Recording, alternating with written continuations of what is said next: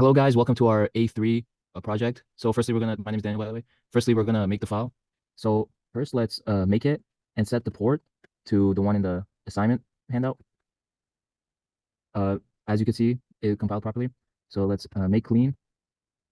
Now let's just type make, and it should be this port that we've assigned as 57368. As you can see, this worked as well. Now let's GCC, make clean first. Fine, let's GCC it. And the A.out should be on the port 58213. Now let's go to the login. Hello, my name is Eliezer Meridian, and today I'll be going through the code. So as you can see up here in this terminal, we have the server running, and so we'll connect to the server using the nc command, and you can see that it showed up. We need to write our name. Here we connect through with another terminal. Here I'm going to say my name is Oya, and we can see that we got a welcome message, and here we're going to say and here we can see that we got matched, and our select worked properly and it did not block. As you can see, we call select here, and we're going to get the number of ready clients, and here we just add any new clients that are connected to the server. Here we call the helpers add client and fixed linked list. The add client adds it to the beginning, but in this assignment we were asked to add the client to the end of the linked list, which is why this helper is called. And this is basically for checking which file descriptor was ready and which client is basically ready in our set. And we for loop through the linked list, and if they are ready, and we call the handle client helper. Here in the handle client, we have a buffer, and we read everything byte by byte. Since if a client types something, they're going to be in a ready state, and we're going to keep saving the characters into this buffer up until we reach a new line character. And when we reach a new line character, and we check if the byte spread is bigger than 0, we check if it was basically the user has not put any names yet. If that's the case, we put that is basically the user's name, and we update the attribute of the user, and we change the name. Alright, hey guys, so my name is Harshman, and I'm going to show the matching for our game, how the matching for players happen. So here I have the server on this terminal over here. So this is just a.out. I didn't save it as the battle file here. Okay, so I will log into the server. Okay, now this is the port I have right here for all of them. Okay, so I'll connect this first, and this one down below. Okay, so I enter name for both of them, Dan. Let's say her. Okay, so now these two are engaged. So if I enter from another terminal, let's say please, so we can see that please enters the arena, awaiting opponent, and we enter, I don't know, QED. Okay, so these two players engage together. And then, so if we attack over here, so these two games are happening simultaneously, and these two attack. Okay, so I pressed A, and this wasn't this player's turn, so I have to press A here. A. I'll just end the game over here. Okay, so we got to the enhancement part now, which we will share later. Okay, so attack. Okay, so now these two players. Okay, now to end the game, this will be explained later how to end the game from the enhancement. So I'll just end the game over here. Okay, so now these two are awaiting opponents, and let's say I'll end the game over here as well. Okay, so now this was Dan, this was her, this was please, this was QED. So now these two players are matched up, and these two players are matched up. So diagonally. So we saw that none of the two players who just had a match were matched up again. Now these two players were matched up diagonally. And this always happens. So none of the players who just had a match together will always match up, and they will always match up with someone else. Okay, so now to turn over to the code. So here I have a helper assignment of players. So when does assignment of players happen? Basically, when someone has entered their name, which will be discussed later, or if the two players just ended their game. So right over here. So these two players have just ended their game, and we assign each other's opponent to be their previous opponent. Okay, so in the assigned players, we have this. So basically, this accepts an argument of a player that we need to assign a player to. So we for loop through the whole linked list, which contains our list of clients, and we see that if they don't have any opponent, and this is basically not the same player, so I don't want to just engage myself, and they have entered their name, then we compare their previous opponents. So if this player has not fought this player before, or this player has not fought, so their previous opponents are different, which means that these two players can be matched up. So we assign them to each other's current opponent. We assign them all the randomized hit points, power moves, and everything. We assign them the non-canonical modes for both of them to each other. And this is for the enhancement part, the bluff free points. So we assign those. And this is for the timer. So whoever player's turn it is, their timer begins. And that's how the matching takes place. Hi guys, I'm Daniel, and let's go through the combat. So let's run the server. Okay, now let's join. I'll be the first player, and let's send Har as the second player. Okay, first, Har should not be able to fight right now, so let's try to attack as Har. Nothing happened. Let's try to power move as Har. Nothing happened, so that's perfect. Now we clicked A and we automatically attack. We hit him for 2 damage. Now let's try to attack with Har. We attacked with Har and we hit Dan for 3 damage. Now, how many power moves does Dan have? We have 2 power moves. Let's hit him with a power move. Ooh, we hit him 9 damage. So we hit him for 3 damage, and then multiply by 3, hit him for 9. And now in Dan, let's try to attack. We can't. Let's do one more attack with Har, and it worked perfectly. So now let's take a look at the code. So in handle client, as soon as one of the clients enters information, and we have an attribute that makes sure that we only respond if it's their turn, as we can see here. If it's their turn, then we actually take action. So if it's speak, we already reviewed that. And if the bluff free game, that's our enhancement, hasn't happened, then A will go and into this function. Let's take a look. Same thing for P. We both go into this function, and notice that we're passing a which option. If it's which option is 1, that means we're doing a power move. Let's take a look at this function. So this is for the enhancement. So let's skip it for now. Here, if it's which option, remember it means that we're in a power move. So we take the attack damage and we multiply by 3. And we also subtract the player's power moves by 1. And it has a 50-50 chance of missing. So if they miss, then we broadcast the appropriate message. But if we hit them, then we subtract the attack damage, we print the appropriate messages. And we do the same for in the regular attack in this else block right here. So this is the same thing. We subtract the attack from the hit points from their opponent. Here we have an if statement. Here we check if our damage did enough to kill our opponent, in which case we start our enhancement, which happens after the combat game is done. And if it didn't manage to kill the opponent, we change the turn, and we wait for the opponent to enter an A or P, or if they want to speak, they could speak. As you can see, we already have 2 clients in a match together here, Ilya, and this is a timer that we added as an enhancement, but now we're going to try to do the testing, waiting for Dan to strike. Here, we're on Dan's page. We can say S. As you can see, we enter to speak something, and we say, hi, Ilya, and you can see that the message has been broadcasted to the other user here, and we have 10 seconds. We can S and then hi. You can see that hi has been printed again here, as wanted. And we can go through the code here. So since we were reading it byte by byte, as I explained earlier, we check if the user has set their name. If not, we know that they're trying to speak something. And so whenever a new line character is set, we call our helpers broadcast single message and broadcast info message just to get the things working and try to broadcast the message properly to the other user as wanted. Okay, so now continuing from my previous game, now I'm going to show what happens when a player drops the game. So we saw that these 2 diagonal players are lined up together. So these 2 and these 2. So what's going to happen is, let's say this player, okay, so we are on a timer right over here. Okay, so now it's this player's turn. And let's say this player drops out of the game. So we see on every screen, QED leaves, QED leaves, QED leaves. And now this guy, since he was opponent of this, so this guy is just awaiting new opponent now. And all the other matches, both the other matches still keep going on. So everything is fine. I can also show what happens when a player leaves, when it is not their turn. So let's say this player doesn't have their turn. So I'll leave from here. Okay, so now we see please leaves, and it worked correctly. So now for the code.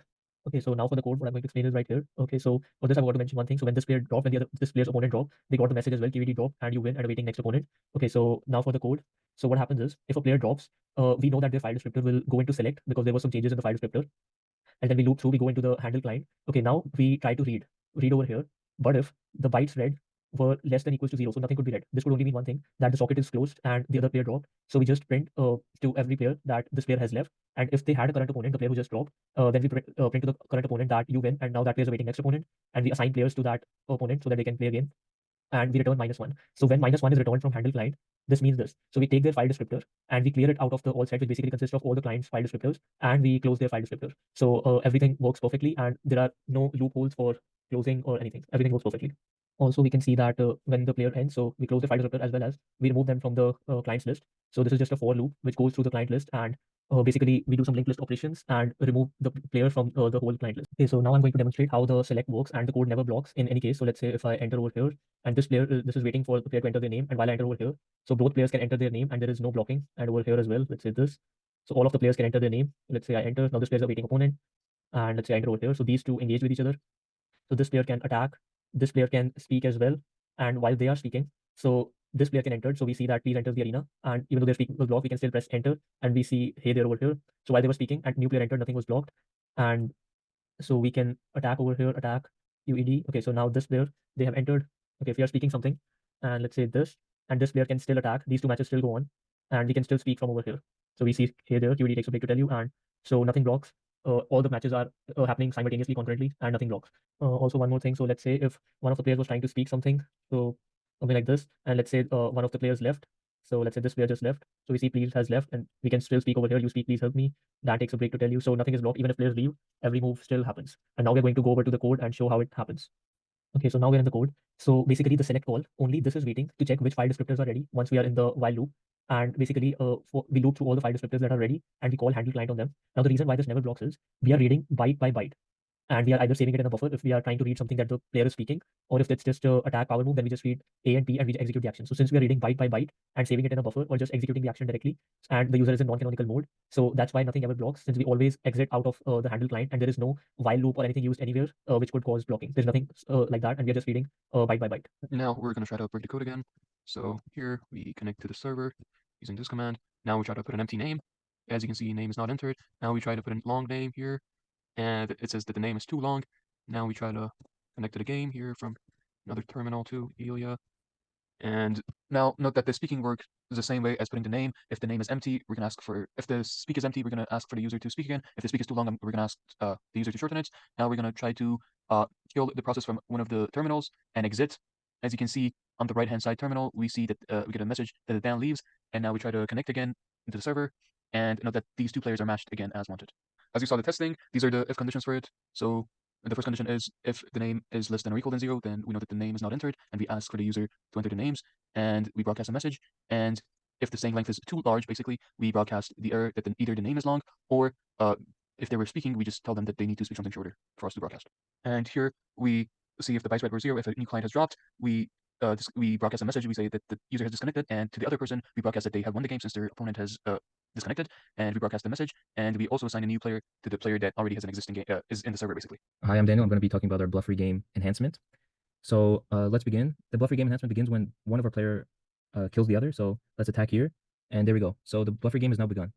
In the bluff free game, the winner, which in this terminal this player has won, he gets to see which satchel they have, and as you can see, they have a satchel full of health points. At the beginning of the game, we have two satchels. One is full of health points, the other is empty, and these satchels randomly get assigned to these two players. So this person has the satchel full of health points, and now the loser of the game gets to communicate with the winner and ask them questions to figure out which satchel they have.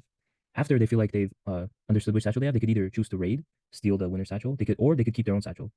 If they successfully get the medical satchel, then the game restarts between these two players, and the loser now has a health advantage with all the health points in the medical satchel. The medical satchel has random health points between 1 and 15. So here let's raid. So as you can see, the game is restarted, but this player now has a health advantage. So let's go back. Okay, now, as you can see, this satchel is empty. What if we raid and we get the empty satchel as the loser? Let's raid.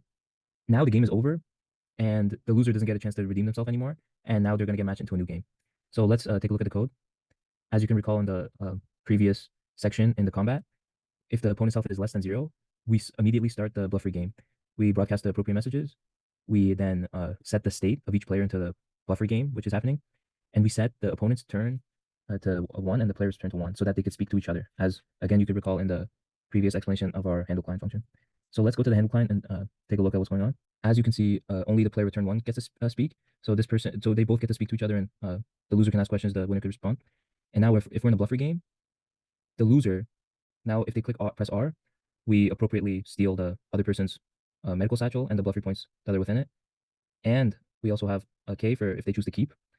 And within these two if statements, we have the logic of the game. And if they're unsuccessful in if the loser is unsuccessful in attaining the medical satchel, then the game just ends and we go into a new game. Okay, so now I'm going to talk about one of the enhancements that I did. So basically, I have made a timer so that each player has a timer, specific time to make a move. So let's say I have a game running over here. This player is left with 5 seconds.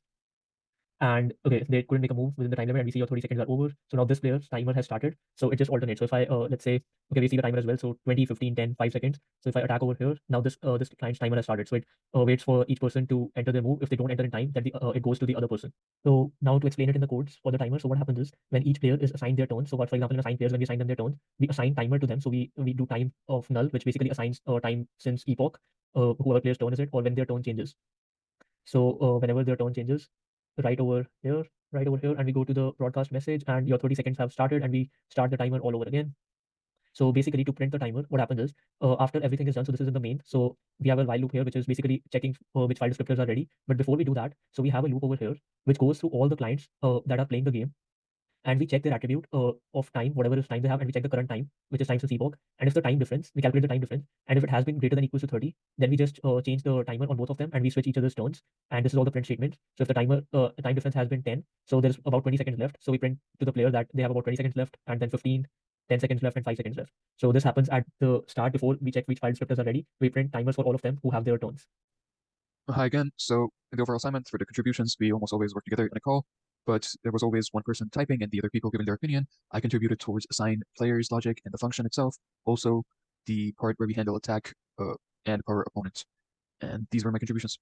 So I'm Daniel. I implemented the bluff free game enhancement, and I made a lot of broadcast messages for different scenarios where we want to broadcast to the clients. Hi, my name is Harsimar. So for this assignment, I basically contributed to the timer enhancement. So each player has to make a move within a specific time. And I also did the handling of the client. So each letter that they enter, how it's being buffered and how those actions are being executed.